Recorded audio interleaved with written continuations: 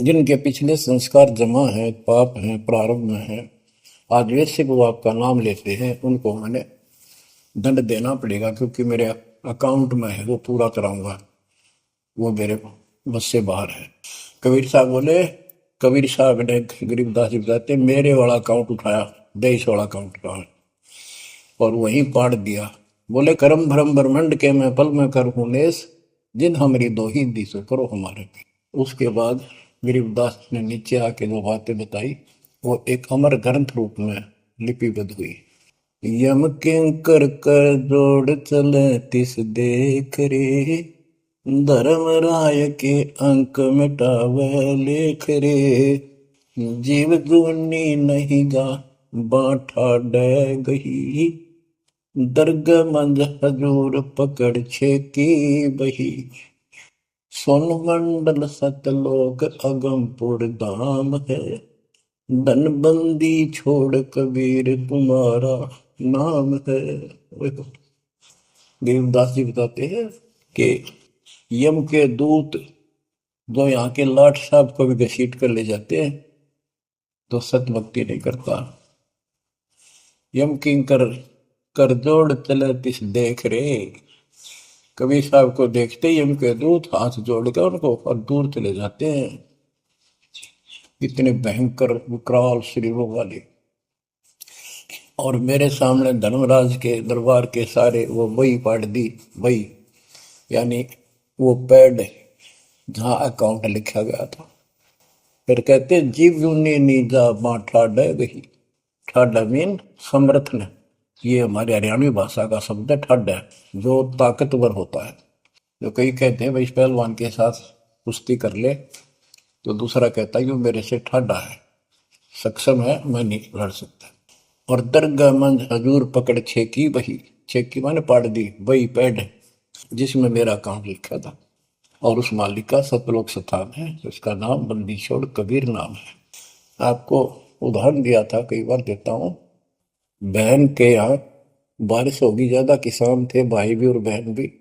बहन जहाँ ब्याह रखी थी, विवाह कर रखा था, वहाँ जमीन अच्छी थी, उस समय बारिश पर निर्भर होती थी खेती।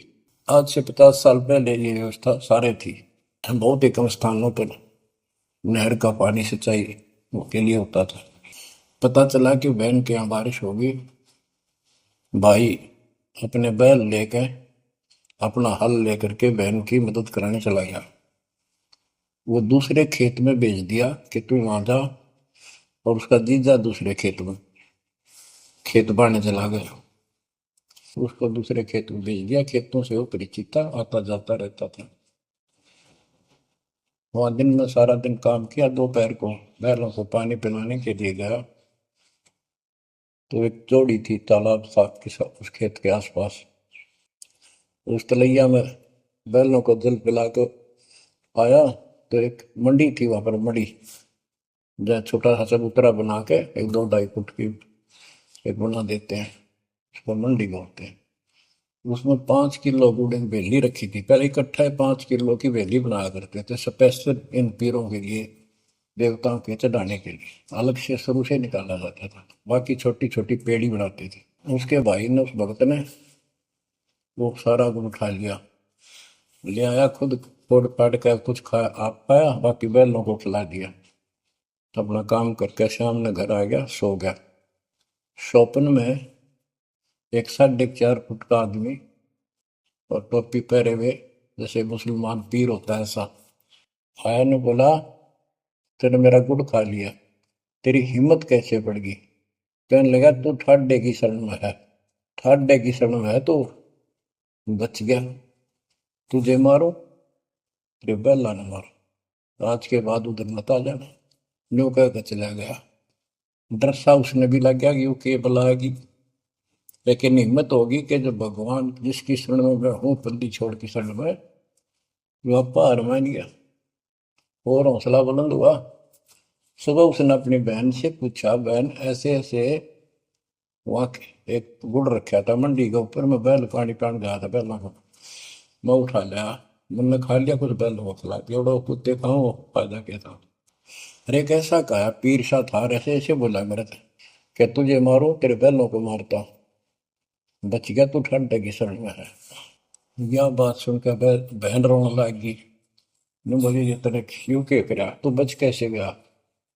वो तो किसी ने छोड़ता है कोई नहीं, जब उसकी कोई आइटम उठा ली से उसने मारे पशुओं में नुकसान कर देता, कभी में टक्कर मारते हैं वो पशु नो राम राम के मरते हैं।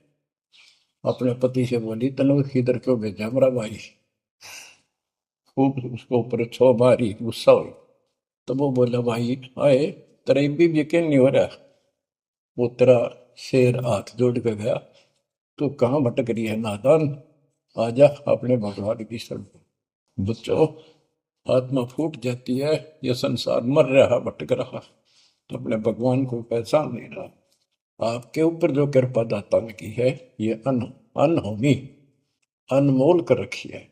मालिक की श्रद्धा को संभाल लो बच्चों।